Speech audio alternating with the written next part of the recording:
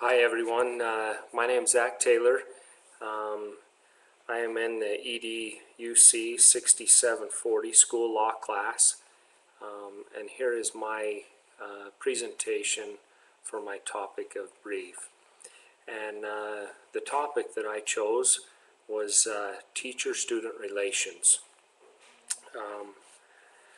Part of the reason that I chose that is with all of the many things that are taking on, it seems like if you look at the news from week to week, it seems like something new is coming up in the news about student and teacher relations that's inappropriate behavior. And I want to dive into this from a legal standpoint and look a little bit more into it and see what's there and see what federal, state, and local school board policies were in place. And so this has been a great opportunity to see what's there and maybe see what we can do to improve upon this to help prevent some of these things from happening. It's unfortunate, especially for the children that are involved in these situations, and also for the professionals that are involved as well. So my first slide here just kind of talks a little bit, teacher-student relations and professionalism, and keeping and maintaining that professionalism as educators. What a great career opportunity this is, and the trust that we have with the public is so critical in what we do in teaching the future of our communities, and we have such an impact on these young people's lives for the future. And if there's negative things that can come into this, which could be sexual relations, inappropriate behavior, that also has negative impacts on our students. On slide 2, I focused just on Utah teachers. I know that we could look at this across the nation, which would be a huge area and a scope to look at, but for this topic of brief, I've tried to narrow this down to Utah case studies, court cases that have taken place here within the state of Utah, to try to narrow this down. Have just Utah teachers in general. Children deserve the right and protection against sexual predation. We, as teachers, as a school, as society, we need to protect against those type of things. For slide number 3, I've talked a little bit here about our scope of employment as teachers, professionalism, communication, outside of assigned responsibilities, receiving gifts, services from students, transportation of students, social media communication, and having social media accounts. It seems like there's just so many different things that are coming at us as teachers, and sometimes these things aren't talked about a whole lot. I've taught for 14 years now, and over those 14 years you briefly hear about some of this stuff, but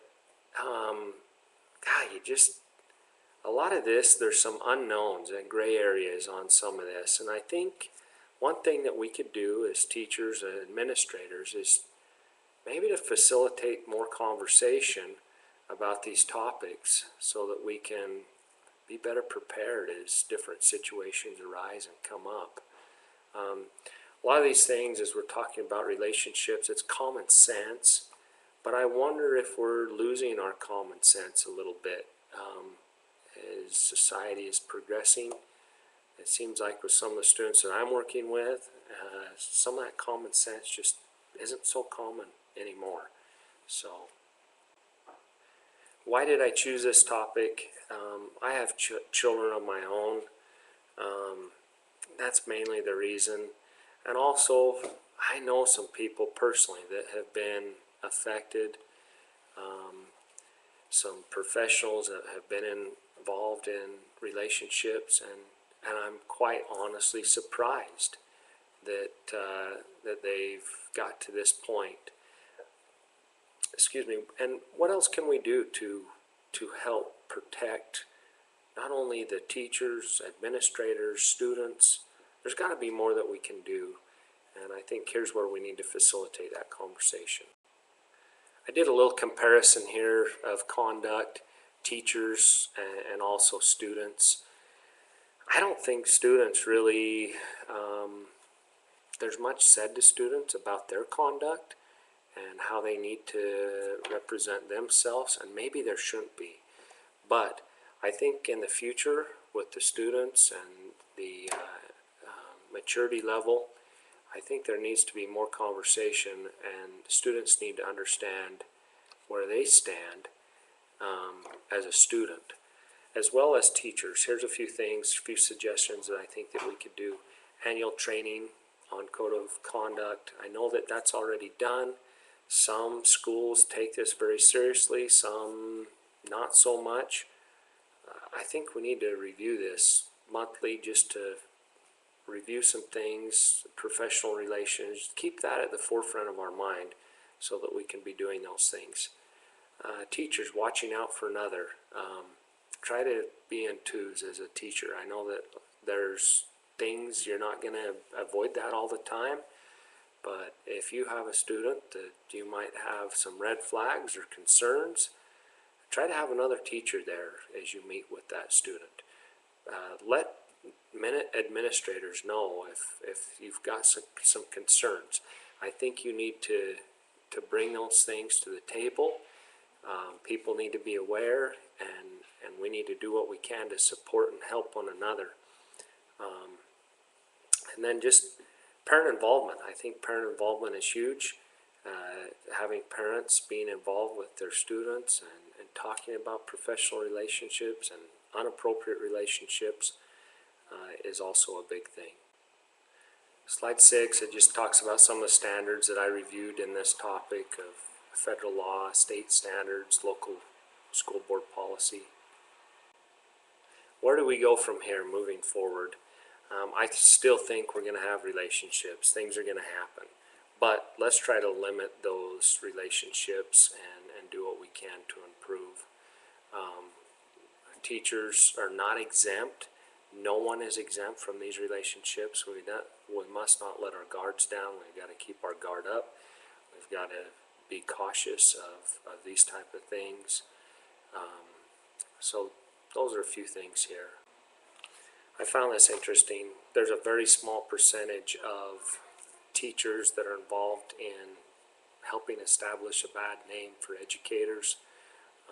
99% of teachers and educators are professional in what they do, but there's a very small percent. And sometimes the public doesn't realize that all these other teachers are doing a great job. They're doing a great service to our students, our kids, but boy, media can blow this out of the water. Hi guys, just want to wrap up on this closing slide. This has been a great opportunity to look at student-teacher relations. In my paper, I have some different court cases that I've looked at. I've not named any of that here in this presentation, but it's really given me an opportunity to explore and look more at the details and see kind of where teachers let their guard down.